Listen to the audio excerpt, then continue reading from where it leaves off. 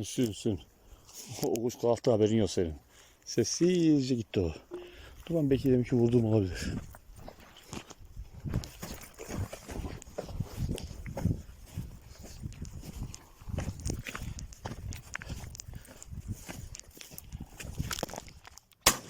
Aha vurdum ben.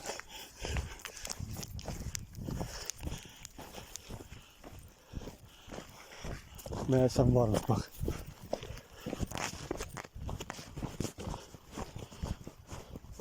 Getir oğlum.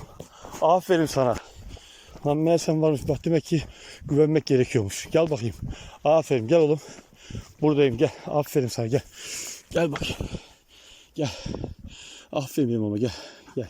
Aferin benim ama. Tut. Tut oğlum, sen nereye bırakıyorsun hemen? Ben daha buradayım. Öyle hemen pat diye bırakmak yok. Bak burada.